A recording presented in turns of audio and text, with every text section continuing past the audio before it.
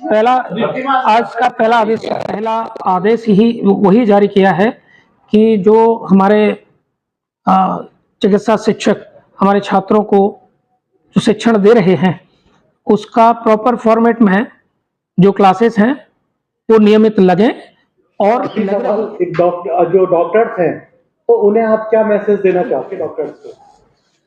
वो सब हमारे भाई बंद हैं, सब हम एक ही परिवार के सदस्य हैं।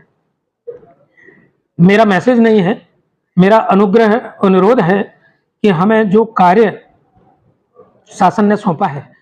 नमस्कार, मैं Anshuman Sharma. GR medical college के डीन डॉक्टर RKS धाकड़ ने आज ही डीन पद पर ज्वाइन किया है, तो जरूर देखें जीआर मेडिकल कॉलेज के नए डीन डॉक्टर RKS धाकड़ सर के साथ एक विशेष चर्चा। धन्यवाद। हमारे साथ हैं जीआर मेडिकल कॉलेज के डीन डॉक्टर RKS धाकड़। शासन के आदेशानुसार मैंने शुक्रवार को डायरेक्टरेट में ज्वाइनिंग भोपाल में दे दी थी। आज ऑफिस का कार्यभार ग्रहण किया है। सर अभी आपकी जो प्राथमिकता रहेंगी डीन बनने के बाद वो क्या प्लान किए, क्या डिसाइड किया सर आपने? इसका पहला चिकित्सा महाविद्यालय है, इसकी अपनी एक उच्चता और अपना इतिहास है, तो बड़ा चैलेंज है। प्राथमिकता को देखा जाए, चूंकि हम टर्सरी केयर सेंटर हैं और टीचिंग इंस्टीट्यूट है, पहली प्राथमिकता टीचिंग शिक्षा की गुणवत्ता को उच्च स्तर तक पहुंचाना, और जो बच्चे यहाँ पर आते हैं बाहर से दूर दूर से, उनको बच्चों को अच्छा एनवायरनमेंट उपलब्ध कराना, क्योंकि 17-18 साल की उम्र में अभिभावक उन बच्चों को हमारे हवाले यहाँ पर छोड़ते हैं। तो मेरी प्राथमिकता रहेगी कि समस्त छात्र यहाँ अपना परिवार महसूस करें, और उनको किसी भी तरह की कोई परेशानियाँ उत्पन्न होती हैं तो हम सब मिलके सभी चिकित्सा शिक्षक उसको दूर कर सकें और अच्छी शिक्षा उपलब्ध करा के अंतर्राष्ट्रीय स्तर के चिकित्सक हम उनको निर्मित कर सकें। सर आप डीन बनने के बाद आप इसी मेडिकल कॉलेज में पढ़े हैं और आप प्रोफेसर भी, आपने जॉब भी यहाँ से ज्वाइन की, और अब आप डीन जय रोग अस्पताल के अधीक्षक भी रहे और अब आप डीन पद तक पहुंचे हैं, तो आप इसे अपने शब्दों में किस तरह से व्यक्त करें? जीवन यात्रा आप समझते हैं कि जैसे बच्चा पैदा होता है, फिर वो खेलना शुरू करता है, बड़ा हो जाता है, मैं वैसे ही मानता हूँ। ये गजरा चिकित्सा महाविद्यालय में मैं 1990 में मेरा एडमिशन हुआ, और उसके बाद MBBS करने के बाद फिर PG करना, उसके बाद वापस 2001 में यहाँ आ जाना।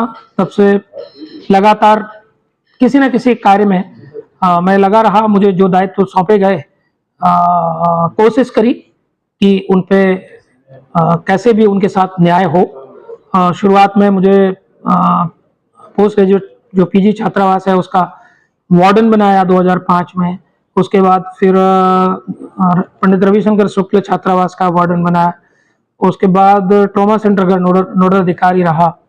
फिर 2020 में मुझे संयुक्त संचालक अधीक्षक की जिम्मेदारी मिली, और आज मैंने यहाँ पर इस महाविद्यालय में, ये मेरा सौभाग्य है कि जहाँ से मैंने शिक्षा ग्रहण की है उसमें आज मुझे ये अधिष्ठाता के रूप में मुझे कार्यभार ग्रहण करने का अवसर मिला है।